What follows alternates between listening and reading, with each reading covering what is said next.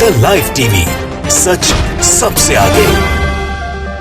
दोस्तों, मैं बात हफीज हूं। मोदी सरकार जो ना करे वो कम है। कोविड में लोगों को पैदल चलवा दिया, और अब जान के आपको हैरानी होगी कि हमारे जो भारत के छात्र छात्रा यूक्रेन में फंसे हुए हैं, वो भी बहुत सारे पैदल चलने को मजबूर हो गए हैं। मोदी सरकार की जो एम्बेसी है वहां पर उन्होंने एक सर्कुलर जारी किया है। सर्कुलर में यह लिखा गया है कि जहां पर भी आप फंसे हैं लीव शहर में, वहां से आप पोलैंड की तरफ जाइए और भारत का तिरंगा जो है वो अपनी गाड़ियों के ऊपर लेके चलिए, अपने हाथ में लेके चलिए। जैसे भी आप पोलैंड की तरफ पहुंचिए और वहां से हम आपको एयरलिफ्ट करेंगे।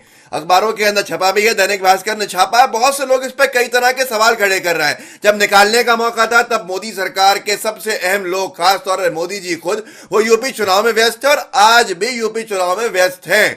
वहां पर जहां लोगों की जान पर बनाई है भारत के 20,000 नागरिक, अब वो वहां पैदल चलने को मजबूर हो गए। दैनिक भास्कर ने लिखा है, यूक्रेन के 10 शहरों में से भारतीय स्टूडेंट लाइव। एम्बेसी ने कहा वाहनों पर तिरंगा लगाकर निकले। पोलैंड बॉर्डर तक पैदल पहुंचे 40 स्टूडेंट। रोमानिया पहुंचा पहला जत्था। आप सोचिए कि जैसे कोविड के दौरान गलत नीतियों की वजह से मोदी सरकार के पूरे भारत में मजदूर जो थे हमारे, वो पैदल चलने को मजबूर हो गए थे। हजारों किलोमीटर पैदल चल के कुछ की जान भी चले गई। और अब वहां यूक्रेन में भी यही हाल है कि जो छात्र छात्राएं हैं वो पैदल चलने को मजबूर हैं। ये दैनिक भास्कर ने लिखा है, हालांकि रूस की बमबारी में कई रास्ते बंद हो गए हैं, वहीं कई पुल भी टूट गए हैं। यूक्रेन के लीव शहर की एक मेडिकल कॉलेज के 40 स्टूडेंट्स 8 किलोमीटर पैदल चलकर पोलैंड बॉर्डर पर पहुंचे हैं। वहां पर ये जो बॉर्डर है लीव शहर 70 किलोमीटर की दूरी पर है। अब यहां पर एक छात्र ने फोटो भी शेयर की है जहां पर खाली रोड के ऊपर वो सब पैदल चलते हुए दिखाई दे रहे हैं। अब आप खुद देख लीजिए, ये फोटो भी है जिसको दैनिक भास्कर ने डाला है। ये हालात है वहां, और यहां पर चुनाव की पड़ी है और चुनाव में भाषण देने की पड़ी है। आप खुद सोचिए।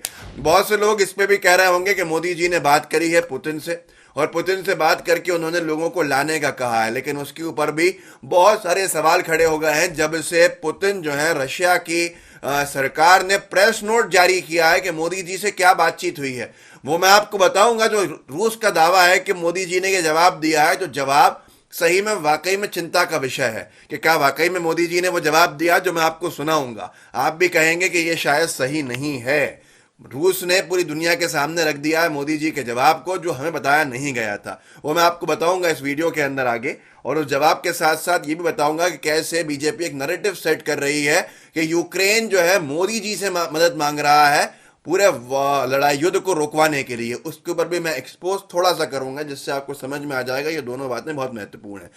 लेकिन उससे सबसे ज्यादा महत्वपूर्ण यह है कि यहां पर यह कहा जा रहा है सर्कुलर के माध्यम से कि साहब आप लोग जो है पोलैंड की तरफ आइए, कैसे भी आइए, और भारत के झंडे को लेकर आइए। मतलब लोग पूछ रहे हैं ये क्या है, क्या ये तरीका था? क्या वाकई में आप जब पुतिन से बात करते हैं तो क्या वहां से इवैक्यूएशन की बात अगर की गई तो ये बात हुई है कि भारत के नागरिक पैदल चलते हुए चले जाएं पोलैंड दूसरे देश, और वहां से उनको एयरलिफ्ट किया जाए? साथ में ऐसे हालात में आज भी हमारी प्राथमिकता उत्तर प्रदेश चुनाव है। जब दैनिक भास्कर ने लिखा है एक दीपक का कि देर रात इंटरनेट बंद हो गया फिर सुबह खुल गया, सबसे नजदीक 500 मीटर, कभी कभी बम ब्लास्ट की आवाज भी सुनाई देती है। सबसे नजदीक 500 मीटर पर बम ब्लास्ट की आवाज सुनाई दी है। स्कूल के अंदर तब तक हैं जब तक महफूज हैं, जब तक सुरक्षित हैं, लेकिन जो सर्कुलर कह रहा है कि आप जाइए पोलैंड की बॉर्डर की तरफ, क्या गारंटी है किस दिल में पत्थर रख के जाएंगे हमारे वहां बच्चे भारत के तिरंगे को लेकर? क्या उन पर बमबार्टमेंट नहीं हो पाएगा? बमों के आसपास गिरते हुए हालात के अंदर आप कह रहे हो कि पोलैंड की बॉर्डर की तरफ आ जाइए, और पैदल चलने को मजबूर भी कर दिया गया। और एक और बड़े अजीब बात है, रुकिएगा बताऊंगा मोदी जी के जवाब के बारे में क्या कहा है पुतिन की सरकार ने, कि क्या जवाब दिया, जिसमें एक तरह से समर्थन ही है। मैं आपको बता देता हूं यहां पर। लेकिन एक हैरान कर देने वाली बात दैनिक भास्कर ने छापी है जिसकी हेडलाइन है, पहले पश्चिमी बॉर्डर के पास के स्टूडेंट्स निकाले जाएंगे। अब इसके अंदर जो सर्कुलर में कहा गया है, ये कहा गया कि अपना पासपोर्ट रखिए और साथ में जो भी इमरजेंसी खर्चे के लिए यूएस डॉलर्स रखिए। लेकिन एक अजीब सी चीज है उसमें, जो उसमें लिखा है कि कोविड के दोनों डोजेस का सर्टिफिकेट भी रखिए अगर हो तो। लेकिन भाई अगर नहीं है तो क्या है?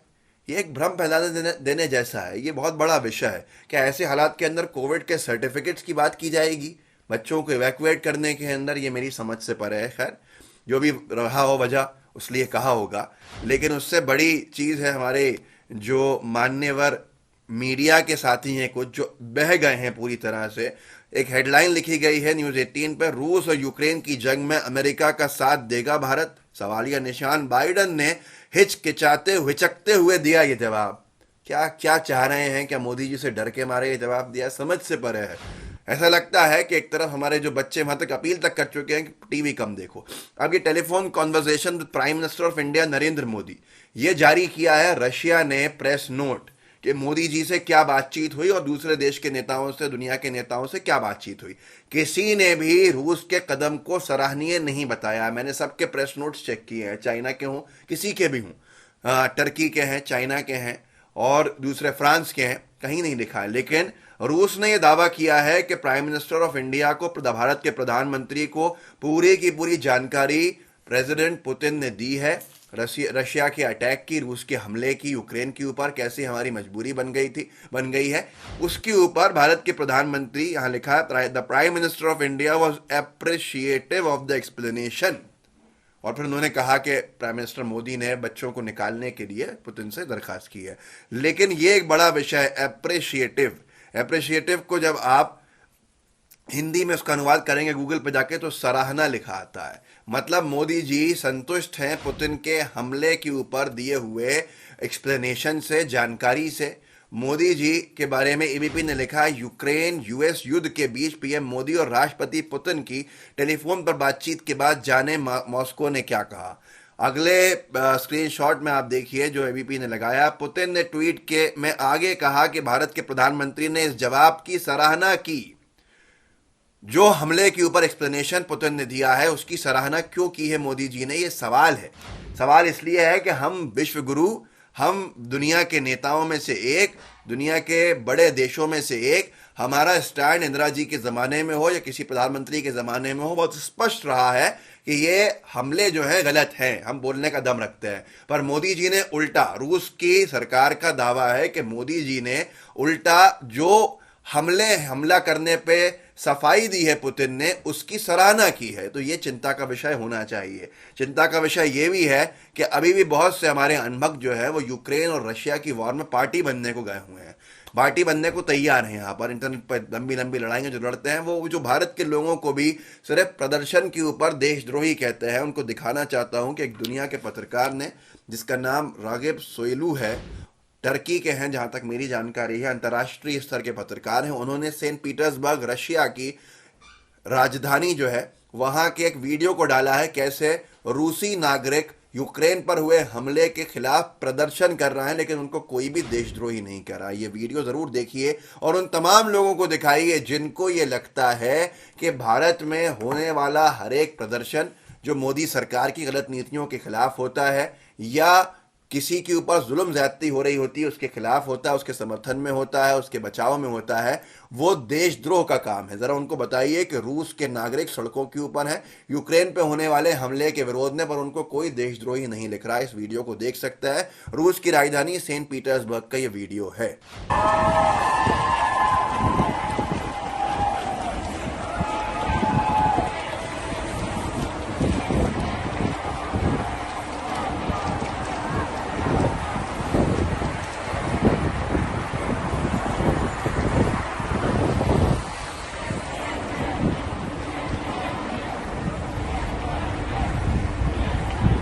और उसके साथ साथ एक नैरेटिव सेट किया जा रहा है। ये तो आपने देख लिया कैसे हमारे यहाँ पर जब हर किसी बात पे देशद्रोही कह दिया जाता है तो दुनिया में क्या होता है वो आपको दिखाना जरूरी था।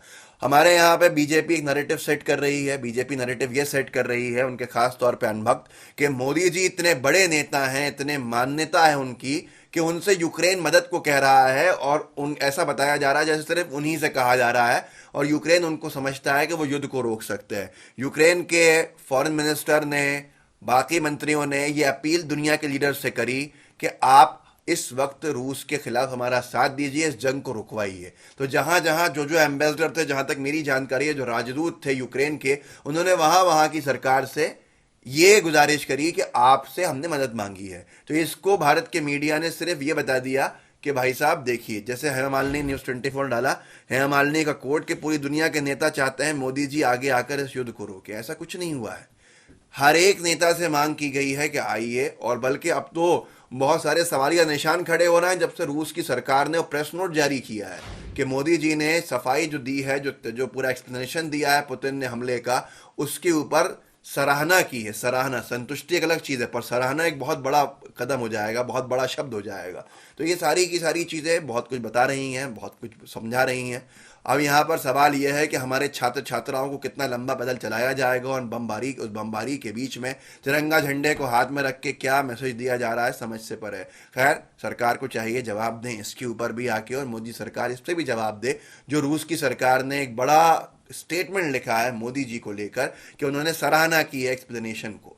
तो ये सारी की सारी चीज़ें आप व्हाट्सएप ग्रुप के अंदर शेयर कीजिएगा, वीडियो को लिंक इसका कॉपी कीजिएगा, पेस्ट कीजिएगा अपने व्हाट्सएप ग्रुप्स में, सोशल मीडिया प्लेटफॉर्म्स पे, और साथ में लाइव टीवी को सब्सक्राइब कीजिए, बेल आइकन भी दबाइए। जय हिंद, जय भारत।